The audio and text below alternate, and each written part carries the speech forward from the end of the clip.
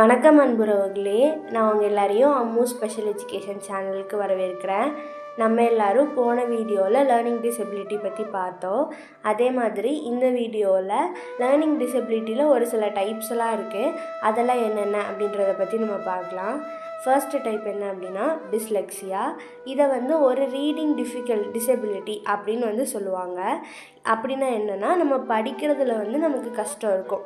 இப்போ நம்ம சின்ன குழந்தைங்க ஸ்கூலுக்கு போகிறாங்கன்னா, அவங்க ஸ்டார்டிங்கில் ஒரு வார்த்தையை இன்னொரு வார்த்தையை சேர்த்து படிக்கிறப்ப கஷ்டப்படுவாங்க, இல்லைனா வாசிக்கிறப்ப கஷ்டப்படுவாங்க. ஆனால் போக போக அவங்க படிக்க ஆரம்பிக்கிறப்ப அவங்க சரளமாக வாசிக்கிறதுக்கு ஆரம்பிச்சிருவாங்க. ஆனால் இந்த டிசபிலிட்டி இருக்கிற குழந்தைங்களால் அப்படி சரளமாக வாசிக்க முடியாது. அப்புறம் அவங்க ரொம்ப மெதுவாக தான் வாசிப்பாங்க. இப்போ ஒரு ஃபஸ்ட் ஸ்டாண்டர்ட் குழந்தைன்னா ஒரு மாதிரி எழுத்து கூட்டி கூட்டி கூட்டி வாசித்து அப்புறம் பழகுவாங்க. அப்புறம் ஒரு 6th ஸ்டாண்டர்ட்னு வரப்போ அந்த குழந்தைங்க ஓரளவுக்கு சரளமாக வாசிக்கும். ஒரு சில கஷ்டமாக பெரிய வார்த்தைகளாக இருந்தாங்கன்னா அவங்க கஷ்டப்படுவாங்க. ஆனால் சின்ன வார்த்தைன்றப்ப சரளமாக வாசிச்சிடும்.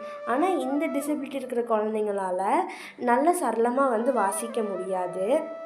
அடுத்து நம்ம பார்க்க போகிற டிசபிலிட்டி என்னென்னா டிஸ்கிராஃபியா. இது ஒரு ஹேண்ட் ரைட்டிங் டிசபிலிட்டி அப்படின்னு நம்ம சொல்லுவாங்க. அதாவது நம்ம இப்போ எழுதுகிறோம் அப்படின்னா அந்த மாதிரி இருக்கிற குழந்தைங்களுக்கு கையெழுத்து கரெக்டாக வராது. அப்படின்றதுக்காக நீங்கள் ஹேண்ட் ரைட்டிங் நல்லா இல்லாத குழந்தைங்களுக்கு இந்த பிரச்சனை இருக்குமா அப்படி யோசிச்சிடாதீங்க. இப்போ ஒரு சில குழந்தைங்களுக்கு ஹேண்ட் ரைட்டிங் நல்லா இல்லைனாலும் அவங்க என்ன எழுதியிருக்காங்கன்றது நமக்கு ஓரளவுக்கு புரியும் பார்க்குறப்ப. இந்த குழந்தை இந்த இடத்துல இந்த வார்த்தையை தான் யூஸ் பண்ணியிருக்கு அப்படின்றது தெரியும். ஆனால் இந்த டிஃபிகல்ட்டி இருக்கிற குழந்தைங்க எழுதுகிறப்ப அவங்க இந்த வார்த்தையிலேருந்து இந்த வார்த்தைக்கு நடுவில் இவ்வளோ ஸ்பேஸ் விடணும் அப்படின்றது அந்த குழந்தைங்களுக்கு தெரியாது. கரெக்டாக நம்ம மார்ஜின் விட்டு இந்த தள்ளி எழுதணும், இப்படி முடிக்கணும் அப்படின்றது எதுவுமே அந்த குழந்தைங்க தெரியாமல் மாற்றி மாற்றி எழுதி வைப்பாங்க. அதை பார்த்தாலே நமக்கு தெரியும், டிஃப்ரென்ஸ் தெரியும். ஹேண்ட் ரைட்டிங் நல்லா இல்லாமல் எழுதுறதுக்கும் இந்த டிஃபிகல்ட்டி இருந்து எழுதுறதுக்கும் அந்த வித்தியாசம் நமக்கு பார்த்தோம்னா நல்லாவே தெரியும். அப்புறம் இப்போ போர்டில் மேம் ஏதாவது சம்ஸ் எழுதுகிறாங்க அந்த மாதிரி இருக்குது அப்படின்னா அந்த குழந்தைங்க அந்த போர்டை பார்த்து காப்பி பண்ணுறப்ப அதில் அந்த குழந்தைங்களுக்கு நிறைய டிஃபிகல்ட்டிஸ்லாம் இருக்கும். இன்றைக்கி நம்ம 2 டைப்ஸ் பற்றி பார்த்தோம்.